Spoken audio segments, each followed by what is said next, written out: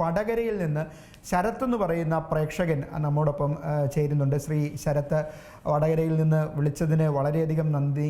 അങ്ങെന്താണ് കരുതുന്നത്? പിണറായി 3.0 വരുമെന്ന് കരുതുന്നുണ്ടോ? തീർച്ചയായും.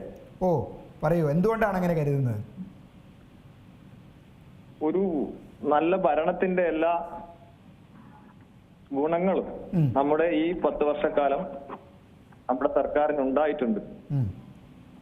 അത് സമഗ്ര മേഖലയിൽ കേവലമായ ക്ഷേമ പ്രവർത്തനങ്ങളോ സാമൂഹിക പ്രവർത്തനങ്ങളോ അപ്പുറത്തേക്ക് വലിയ വികസന പദ്ധതികൾ രൂപീകരിക്കുക, ആ പദ്ധതികൾ പൂർണ്ണതയിലേക്ക് എത്തിക്കുകയും ചെയ്തിട്ട് സർക്കാരാണ്. ആ തരത്തിലുള്ള ഒരു സർക്കാർ എനിക്ക് തോന്നുന്നു കേരളത്തിന്റെ ഈ ചരിത്രത്തിനകത്ത് വളരെ കുറച്ച് കാലഘട്ടം മാത്രമേ എന്തിയിട്ടുള്ളൂ, ഭരണം നിലനിർത്തിയിട്ടുള്ളൂ. ഈ 10 വർഷക്കാലം കിട്ടിയപ്പോ വലിയ വികസന പദ്ധതികൾ പൂർണ്ണതയിലേക്ക് എത്തിക്കാൻ പറ്റി. ചിലതൊക്കെ ഏറെക്കുറെ 70-80% പൂർത്തീകരിച്ച് നിൽക്കുകയാണ്. ശരി, അങ്ങനെ വളരെ വികസന പ്രവർത്തനങ്ങളൊക്കെ പൂർണ്ണതയിലേക്ക് എത്തിക്കുമ്പോൾ പോലും ആരോഗ്യ മേഖലയിലൊക്കെ വലിയ അപജയം നമ്മൾ കണ്ടില്ലേ? കത്രികയൊക്കെ വയറ്റിൽ വെച്ച് തുന്നിക്കെട്ടുന്ന അവസ്ഥ, മറ്റ് ഈ ഹൃദയത്തിന്റെ ശസ്ത്രക്രിയക്ക് ചെല്ലുന്ന ആൾക്ക് അല്ലേ, എന്തോ ഒരു വയർ, അതൊക്കെ ഒരു മെഡിക്കൽ നെഗ്ലിജൻസ് അല്ലേ? അതെ, അതിനൊക്കെ സർക്കാരിന് ഉത്തരവാദിത്തമില്ലേ? അതുപോലെ തന്നെ ആഭ്യന്തര വകുപ്പുമായി ബന്ധപ്പെട്ടും പലതരത്തിലുള്ള ആക്ഷേപങ്ങൾ പലപ്പോഴും ഉയർന്നു വന്നിട്ടുണ്ട്. അതൊക്കെ പ്രശ്നങ്ങളല്ലേ?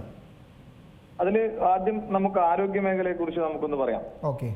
ഇപ്പോ ആരോഗ്യ മേഖല ഒരുപക്ഷെ ഒരു വയറ്റിൽ കത്രിക ആയിട്ടുണ്ട്, സംഭവിക്കാൻ പാടില്ലാത്തതാണ്. കൃത്യമായിട്ട് ആ കാലഘട്ടത്തിൽ ആരാണോ ആ ഒരു ഓപ്പറേഷനുമായി ബന്ധപ്പെട്ടില്ല ഡോക്ടർമാർ ആരൊക്കെയാണോ അതിനെ സഹായിച്ചത് ഒക്കെ എന്ത് ചെയ്യണം, കൃത്യമായിട്ട് അന്വേഷിച്ച് നിയമ നടപടികൾ കൃത്യമായിട്ട് ഉണ്ടാകണം. ഒരു കാരണവശാലും ഉണ്ടാകാൻ വേണ്ടി പാടില്ലാത്തൊരു സംഭവമാണ്. പക്ഷെ അത് വെച്ചുകൊണ്ട് ഒരു വർഷം 24 ലക്ഷത്തോളം വലിയ ഓപ്പറേഷൻ നടക്കുന്ന ഒരു ആരോഗ്യ മേഖലയാണ് കേരളത്തിനകത്തുള്ളത്.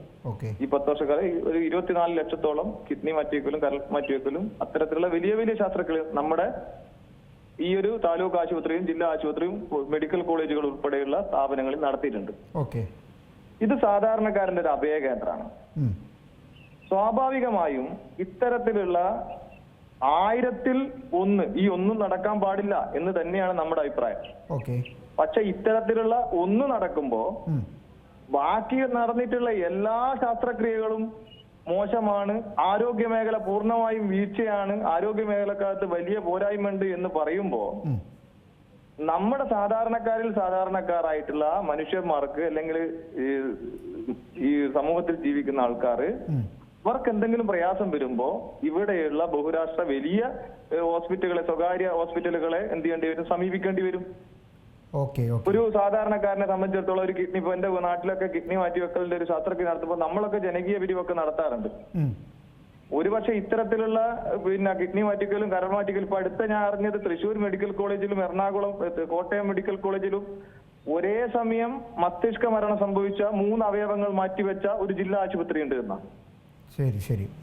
അത്തരത്തിലുള്ള ഒരു ആരോഗ്യ മേഖലക്ക് ഇത്രയും വലിയ സംഭവങ്ങൾ അല്ലെങ്കിൽ ഇത്ര വലിയ മുന്നേറ്റം ഉണ്ടാകുമ്പോൾ ഒരേ സമയത്ത് ഒരു മനുഷ്യന്റെ 3 അവയവങ്ങൾ മാറ്റിവെച്ചു. ഇത്രയും സംവിധാനമുള്ള ഒരു ആരോഗ്യ മേഖലയെ എന്തുകൊണ്ട് ഇകഴ്ത്തി കാണിക്കാൻ വേണ്ടി ശ്രമിക്കുന്നു? ഒരു കാരണം വെച്ച് നമ്മൾ പരിശോധിക്കണ്ടല്ലേ?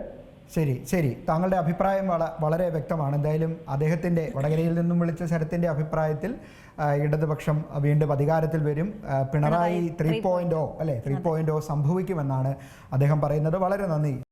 ഏറ്റവും പുതിയ വാർത്തകളും വിശേഷങ്ങളും വിരൽ തുമ്പിലറിയാൻ സീ മലയാളം ന്യൂസ് എല്ലാ ഡിജിറ്റൽ പ്ലാറ്റ്ഫോമുകളിലും ലഭ്യം.